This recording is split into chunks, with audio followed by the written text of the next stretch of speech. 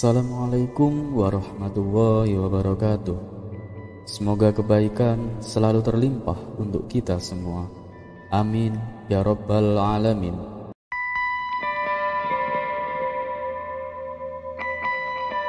Dikisahkan, ada seorang tukang cukur yang hidup serba dalam kekurangan.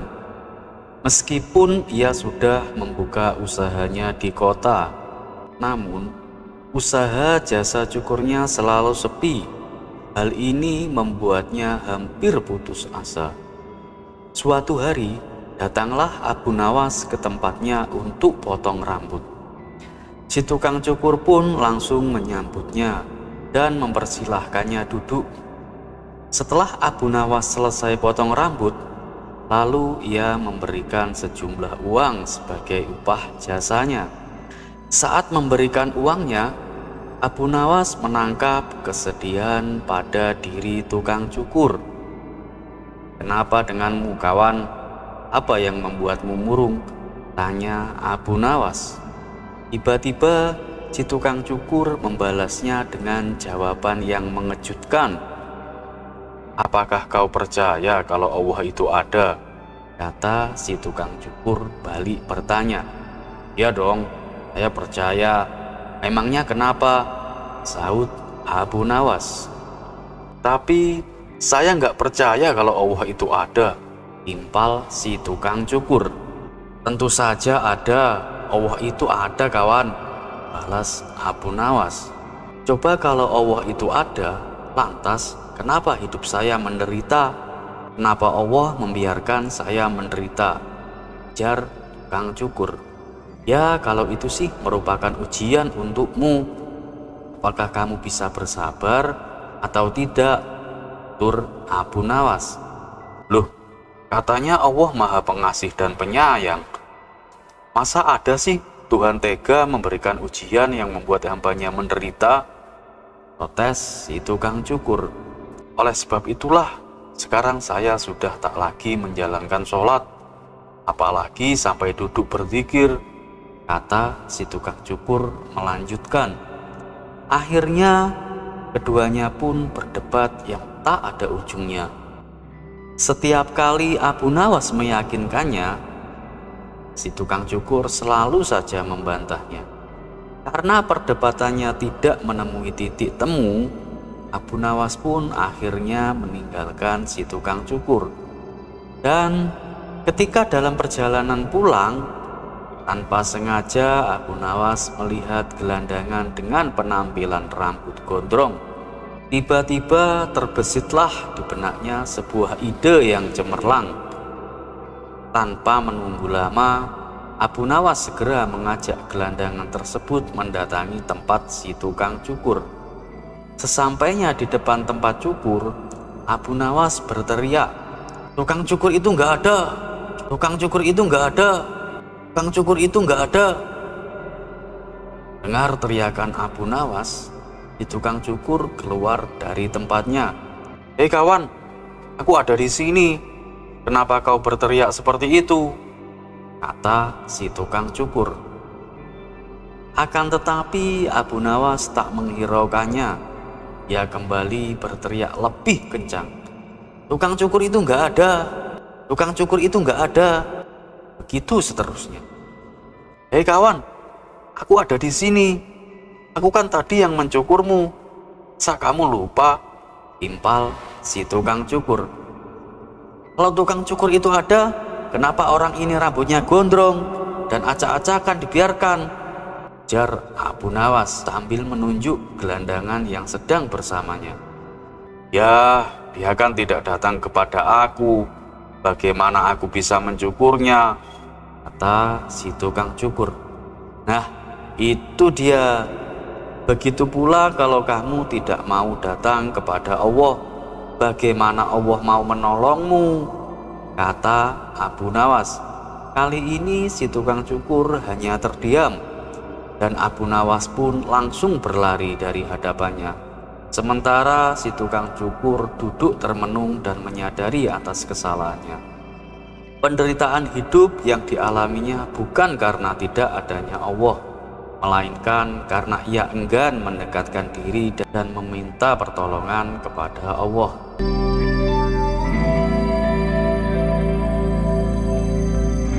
Terlepas apakah cerita ini adalah cerita fiksi atau kenyataan, karena hikmah adalah barang hilang seorang muslim. Di mana ia menemukannya, maka ia berhak mengambilnya.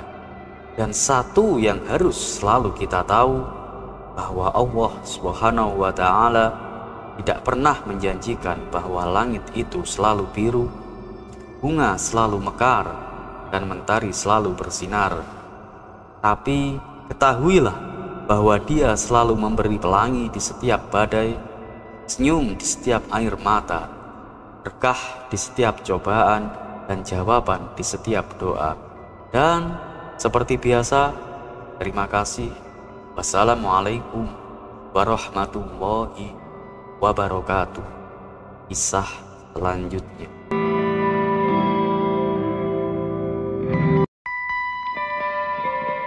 Pada suatu hari, Baginda Raja mengundang Abu Nawas ke istana. Baginda Raja mendengar kabar bahwa Abu Nawas pandai memasak dan ingin membuktikannya sendiri. "Wahai Abu Nawas, apa benar seperti yang dikatakan orang-orang?" tanya Baginda Raja. "Perkataan tentang apa, Paduka?" balas Abu Nawas. "Mereka bilang kamu ini pandai memasak," jelas Baginda Raja. "Oh, soal itu. Iya benar, Paduka. Memangnya kenapa, Paduka?" tanya Abu Nawas. "Tidak apa-apa, aku hanya penasaran. Maukah kamu memasakkan hidangan untukku?" pinta Baginda Raja. "Tentu, Paduka yang mulia. Paduka pasti akan ketagihan," ujar Abu Nawas dengan penuh percaya diri. Baginda Raja pun menyuruh pelayan istana menyiapkan segala keperluan memasak. Dengan penuh semangat, Abu Nawas mulai bekerja. Ia memilih memasak ikan panggang, hidangan kesukaan Baginda Raja. Dan setelah selesai, ia pun menyajikannya di atas meja makan. "Wahai Paduka yang mulia, silahkan dicicipi hidangan ini," kata Abu Nawas mempersilahkan. Saat Baginda Raja mencicipinya, ia tak kuasa menahan kelezatan yang belum pernah ia rasakan sebelumnya. "Sungguh luar biasa. Baru kali ini aku merasakan hidangan yang begitu lezat," puji Baginda Raja. "Wahai Abu Nawas, di mana kamu belajar memasak?" tanya Baginda Raja. "Oh, itu rahasia, Paduka. Tidak boleh ada seorang pun yang tahu," jawab Abu Nawas santai. Baginda Raja yang awalnya bangga dengan Abu Nawas mendadak berubah kesal. Di saat seperti ini pun Abu Nawas masih sempat mengerjainya. Padahal Baginda Raja ingin memberinya hadiah atas masakannya yang lezat. Namun kali ini ia justru ingin menguji kepintaran Abu Nawas. "Kamu ingin hadiah dariku, Abu Nawas?" tanya Baginda Raja. "Tentu, Paduka yang mulia. Bukankah saya telah membuat Paduka senang dengan hidangan ikan panggang yang lezat ini?" ujar Abu Nawas. "Baiklah, tapi ada tantangan yang harus kamu selesaikan. Jika berhasil, aku akan menggandakan hadiahmu. Namun, jika gagal, kamu tidak akan mendapat hadiah sama sekali," terang Baginda Raja. "Baiklah, Paduka yang mulia, hamba siap menerima tantangan." "Apa tantangannya, Paduka?" tanya Abu Nawas. "Ini masih soal masak-memasak. Apa kamu yakin bisa melakukannya? Jika gagal, kamu juga akan dihukum loh," kata Baginda Raja menegaskan. "Kalau soal memasak, itu sudah menjadi keahlian saya, Paduka. Pasti akan saya selesaikan dengan mudah," jawab Abu Nawas dengan penuh percaya diri. Baginda Raja tersenyum licik, lalu berkata, "Tantangannya adalah kamu harus memasak hidangan ikan tanpa menggunakan api. Dan hidangan itu harus matang serta lezat." Abu Nawas yang tadinya ceria mendadak pucat dan gemetaran. Melihat perubahan wajahnya, para menteri istana tertawa terbahak-bahak. "Coba lihat Abu Nawas sampai gemetaran," celeduk salah satu menteri membuat gelak tawa semakin keras. Sementara itu, Abu Nawas yang kebingungan mulai memutar otak agar bisa mendapatkan hadiah sekaligus lolos dari hukuman. Dan tak butuh waktu lama, ia pun segera menemukan ide cemerlang. "Paduka yang mulia, izinkan saya pulang ke rumah sebentar, Paduka," pinta Abu Nawas. "Loh, pulang? Kamu bahkan belum melaksanakan tantangan ini. Kenapa ingin pulang?" tanya Baginda Raja heran. "Begini, Paduka, untuk menjalankan tantangan ini, saya harus membawa peralatan dari rumah, termasuk bahan-bahan makanan yang akan saya masak, Paduka," jawab Abu Nawas. "Ngapain repot-repot? Di istanaku semuanya serba ada. Kamu tinggal pilih mau yang mana," balas Baginda Raja. "Saya tahu, Paduka, tapi tantangan yang Paduka berikan membutuhkan peralatan ajaib, dan hanya saya yang memilikinya," ujar Abu Nawas.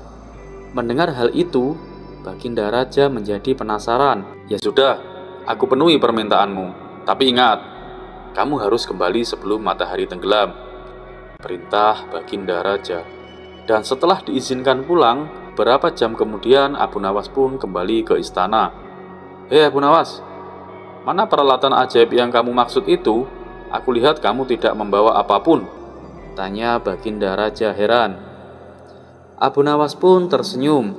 "Jika Paduka ingin melihatnya, silahkan khayalkan saja bahwa saya membawa berbagai macam peralatan, seperti kompor, wajan, dan ikan yang akan saya masak," jawab Abu Nawas dengan santai. Lalu Abu Nawas pun mulai bertingkah seolah-olah sedang memasak ikan panggang di dalam wajan khayalannya. "Alhamdulillah, hidangan ikan panggang sudah selesai dibuat, Paduka.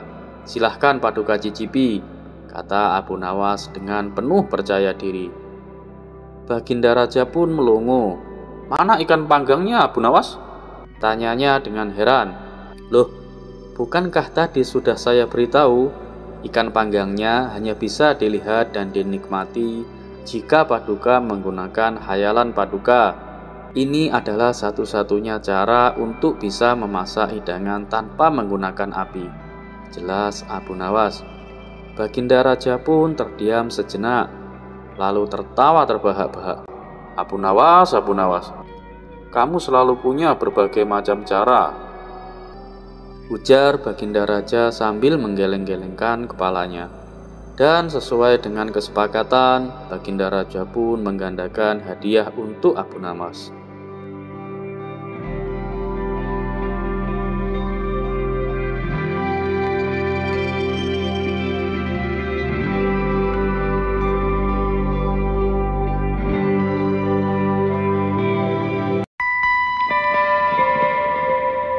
Assalamualaikum warahmatullahi wabarakatuh. Semoga kebaikan selalu terlimpah untuk kita semua. Amin, amin, ya rabbal alamin. Suatu ketika, Abu Nawas yang jomblo jatuh cinta kepada seorang gadis cantik jelita. Abu Nawas memang tergila-gila dengan gadis cantik, pintar, serta termasuk wanita yang ahli ibadah itu. Ia sangat berambisi untuk memperistri gadis solehah itu. Cintanya yang begitu dahsyat dan membara membuat Abu Nawas berdoa kepada Allah Subhanahu wa Ta'ala. Begini doanya, "Ya Allah, jika memang gadis itu untuk saya, dekatkanlah kepadaku. Tetapi jika memang menurutmu ia tidak baik untukku, tolong ya Allah, sekali lagi tolong ya Allah, pertimbangkanlah lagi ya Allah." Begitulah doanya dengan menyebut nama gadis itu dan terkesan memaksa kehendak Allah. Abu Nawas memanjatkan doa-doa itu setiap selesai sholat 5 waktu tanpa henti dan terus bersungguh-sungguh selama berbulan-bulan. Ia menunggu tanda-tanda dikabulkan doanya. Setelah berjalan lebih dari 3 bulan, Abu Nawas merasa doanya tak kunjung dikabulkan oleh Allah. Lalu Abu Nawas pun mulai introspeksi diri. Mungkin Allah tak mengabulkan doaku karena aku kurang pasrah atas pilihan jodohku. Kemudian Abu Nawas pun bermunajat lagi, tapi kali ini ganti strategi. Doa itu tidak diembel-embeli spesifik pakai nama si gadis cantik tersebut, apalagi sampai memaksa kehendak Allah untuk mengabulkan doanya. Ia lalu berdoa, "Ya Allah, berikanlah istri yang terbaik untukku."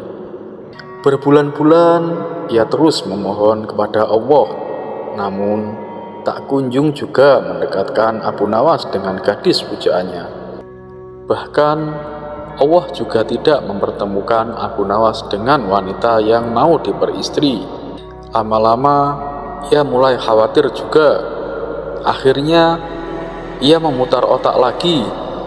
Bagaimana caranya berdoa dan bisa cepat terkabul? Abu Nawas memang manusia cerdas, ia tak kehabisan akal. Ia pun merasa perlu sedikit diplomasi kepada Allah. Ia pun mengubah doanya. "Ya Allah, kini aku tidak minta lagi untuk diriku. Aku hanya meminta gadis sebagai menantu ibuku, yang sudah tua dan sangat aku cintai. Ya Allah, sekali lagi ya Allah, bukan untukku, maka berikanlah ibuku menantu." Begitulah doa Abu Nawas. Dasar Abu Nawas pakai membawa nama ibunya segala. Padahal permintaannya itu tetap saja untuk dirinya. Dan Allah Maha Tahu, tidak perlu diakali. Tapi barangkali karena keikhlasan dan keluguan Abu Nawas tersebut, Allah pun menjawab doanya. Akhirnya Allah menakdirkan wanita cantik dan solehah itu untuk menjadi istri Abu Nawas. Dan begitulah sahabat, doa Abu Nawas untuk mencari jodoh. Semoga bermanfaat. Wassalamualaikum warahmatullahi wabarakatuh.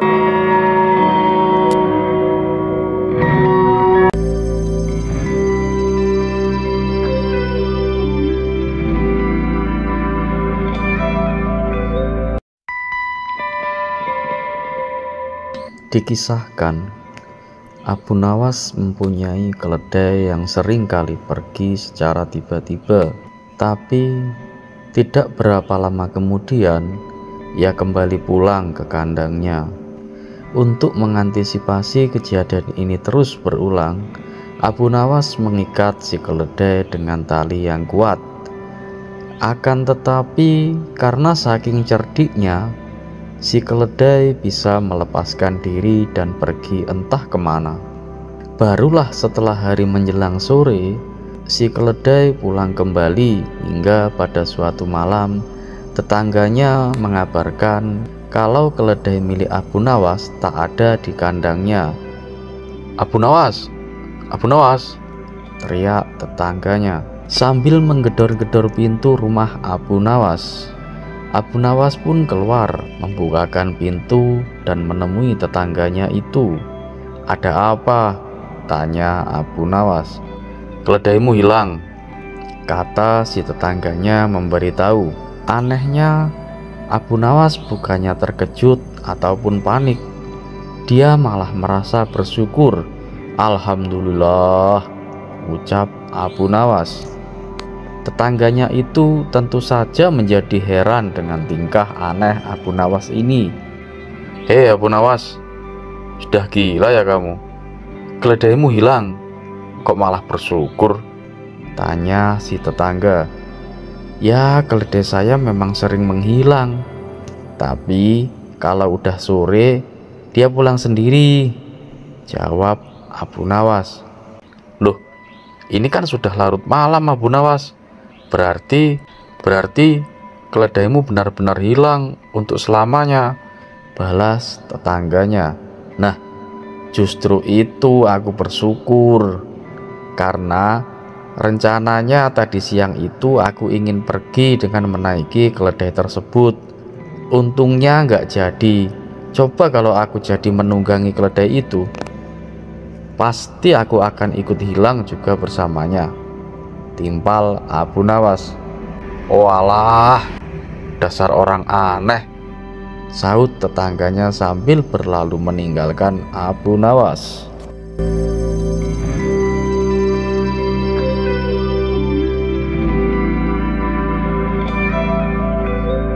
Jika kita pernah merasa terganggu karena ada orang yang tidak menyukai kita, merasa dikucilkan, atau bahkan kita tidak dihargai, hingga pikiran kita lelah mempertanyakan alasan mereka membenci kita, maka kisah Abu Nawas berikut ini dapat menjadi pencerahan untuk kita.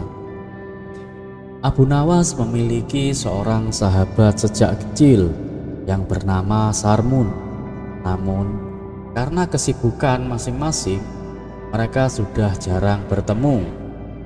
Suatu hari Abu Nawas merasa perlu mengunjungi sahabat lamanya itu, maka ia pun berangkat menaiki keledai menuju rumah Sarmun.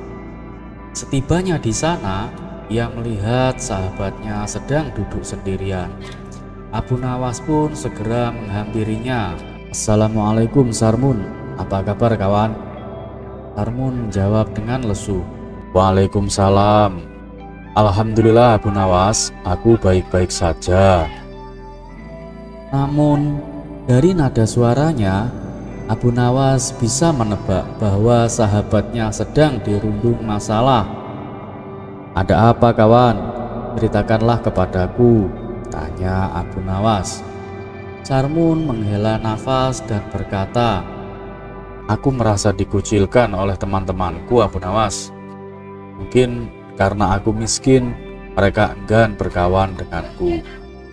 Abu Nawas tersenyum dan berkata, "Itu hanya perasaanmu saja, jangan berpikir seperti itu." "Tidak Abu Nawas, aku benar-benar merasakannya. Setiap kali aku datang ke perkumpulan mereka malah pergi meninggalkanku," ujar Mang Sarmun dengan sedih. Abu Nawas lalu berkata, "Baiklah, kalau begitu aku punya solusi untuk masalahmu. Ini aku punya sebuah cincin. Tolong jualkan cincin ini di pasar hewan dengan harga 5 dinar." Sarmun yang merasa heran, tetapi ia tetap pergi ke pasar hewan dan mencoba menjual cincin tersebut. Namun setiap orang yang ditawarkannya hanya menawar dengan harga 1 atau 2 dinar. Sarmun pun kembali dan melaporkan hasilnya kepada Abu Nawas. "Baiklah," kata Abu Nawas, "sekarang coba tawarkan cincin itu di toko pakaian." Sarmun pun pergi ke toko pakaian, tetapi hasilnya tetap sama. Tak ada yang mau membeli cincin itu dengan harga 5 dinar. Akhirnya Abu Nawas berkata, "Sekarang pergilah ke toko barang antik dan tanyakan berapa harga cincin itu." Setibanya di toko barang antik, pemilik toko mengamati cincin tersebut dan ia kemudian berkata, "Dari mana kamu mendapatkan cincin ini? Ini adalah barang yang sangat langka. Aku akan membelinya dengan harga 5.000 dinar." Sarmun pun terkejut dan segera kembali ke Abu Nawas. Setelah menceritakan kejadian tersebut, Sarmun pun berkata, "Mungkin pemilik toko barang antik itu orangnya bodoh ya Abu Nawas." "Bukan begitu Mang Sarmun," jawab Abu Nawas. "Jadi gini, ketika cincin ini kau tawarkan kepada orang yang tidak tepat, mereka akan meremehkannya. Namun ketika kau menemui orang yang menghargai cincin ini, harganya pun menjadi sangat tinggi. Begitu pula dengan dirimu. Jika kau berkumpul dengan orang yang tidak tepat, mereka akan meremehkanmu. Tetapi jika kau berada di lingkungan yang tepat, maka kau akan dihargai dan kehadiranmu akan dirindukan." Setelah mendengar penjelasan tersebut, Sarmun pun sadar bahwa ia tidak perlu mengkhawatirkan orang-orang yang tidak menghargainya. Ia pun merasa lebih tenang dan bahagia.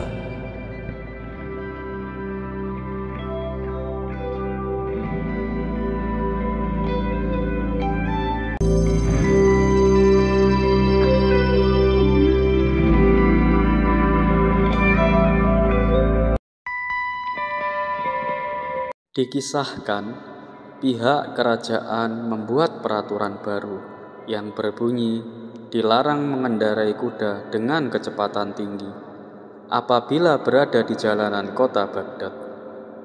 Abu Nawas yang kala itu baru membeli seekor kuda, ingin sekali menjajal kecepatannya.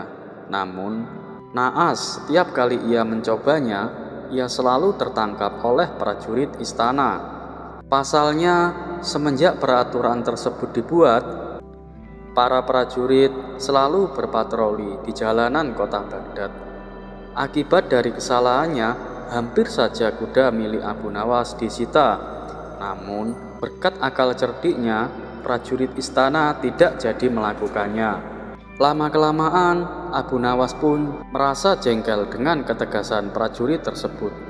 Hingga pada suatu hari Abu Nawas ingin kembali menguji kecepatan kuda miliknya. Namun, lagi-lagi nasib apes menimpanya. Ia kembali tertangkap oleh prajurit yang sama. Abu Nawas, untuk kali ini aku tidak akan memberimu pengampunan. Kuda milikmu harus disita. Kamu sudah berulang kali melakukan kesalahan, bentak sang prajurit. Waduh, kalau begini aku bisa kehilangan kudaku, pikir Abu Nawas. Ia pun berpikir keras mencari cara agar kudanya tidak disita. Akhirnya sebuah ide cemerlang terbesit di benaknya. Ya maaf, aku terpaksa melakukannya. Aku tadi berusaha lari dari perampokan, balas Abu Nawas. Prajurit itu pun terkejut dan bertanya, kamu dirampok Abu Nawas? Bukan, justru aku yang merampok, jawab Abu Nawas dengan santai. Jawaban tersebut membuat si prajurit bingung. Jadi, kamu pelaku perampokan dan kamu juga mengendarai kuda dengan sangat cepat. Kamu telah melakukan banyak kesalahan Abu Nawas. Kamu bisa dihukum penjara sangat lama, kata si prajurit. Iya, aku tahu. Hasil rampokannya juga aku simpan di karung itu, balas Abu Nawas sambil menunjuk karung yang berada di atas kudanya. Ketika si prajurit hendak memeriksa karung tersebut, Abu Nawas berteriak, awas, di karung itu ada pedang milikku. Prajurit itu pun kembali terkejut. Kamu juga membawa pedang? Abu Nawas, bukankah kamu sudah tahu membawa pedang di tempat umum adalah sebuah kejahatan? Tanya si prajurit dengan gusar. Ya, tentu saja aku tahu. Pedang itu kan aku gunakan untuk merampok, terang Abu Nawas tanpa ragu. Merasa perbuatan Abu Nawas adalah kejahatan serius, prajurit itu memutuskan untuk melaporkannya kepada Baginda Raja. Maka dibawalah Abu Nawas ke istana beserta barang bukti kejahatan yang dilakukannya. Setibanya di hadapan Baginda Raja, prajurit tersebut melaporkan perbuatan Abu Nawas. Abu Nawas telah melakukan banyak kejahatan, Paduka. Pertama, dia mengendarai kuda dengan kecepatan tinggi. Kedua, dia membawa pedang di tempat umum, Paduka. Ketiga, pedang itu ia gunakan untuk merampok. Dan semua barang bukti ada di dalam karung itu, Paduka, kata si prajurit. Namun, ketika Baginda Raja memeriksa karung yang dibawa, Baginda Raja tidak menemukan apa-apa. Yang ada hanyalah beberapa batu kerikil. Baginda Raja pun menghampiri Abu Nawas. Abu Nawas, prajurit itu melaporkan kepadaku bahwa kamu telah melakukan perampokan. Dia juga bilang bahwa kamu menyimpan hasil rampokannya di dalam karung. Dan kamu juga menaruh pedang di dalamnya. Tapi ketika aku memeriksanya, aku tidak menemukan apa-apa. Tidak ada pedang, apalagi barang hasil rampokan. Apa maksud dari perbuatanmu itu, Abu Nawas? Tanya Baginda Raja. Tidak ada maksud apa-apa, Paduka. Dan saya yakin pembohong itu pasti berkata kalau saya mengendarai kuda dengan kecepatan tinggi, balas Abu Nawas. Loh, kenapa kamu bisa tahu? Tanya Baginda Raja heran. Apakah Paduka tidak mengerti? Dia itu sengaja mencari-cari kesalahan saya, Paduka. Padahal semua itu tidak ada buktinya, tutur Abu Nawas dengan tenang. Ya sudah, ini pasti cuma salah paham. Sekarang pulanglah dan jaga kudamu baik-baik. Awas, jangan sampai melanggar peraturan Abu Nawas. Kamu tidak boleh mengendarai kuda dengan kecepatan tinggi, pesan Baginda Raja. Namun, ketika Abu Nawas hendak meninggalkan istana, prajurit yang menangkapnya berkata, "Ampun Paduka Yang Mulia, kenapa Abu Nawas dibebaskan Paduka? Setidaknya kuda miliknya disitalah Paduka, karena dia telah melanggar peraturan." Baginda Raja pun membalas, "Cukup, hentikan ucapanmu. Kamu selalu saja mencari-cari kesalahannya, padahal dia tidak bersalah sama sekali." Mendengar itu, si prajurit pun hanya terdiam. Akhirnya, berkat akal cerdikan Abu Nawas, kuda miliknya tidak jadi disita. Dan kisah selanjutnya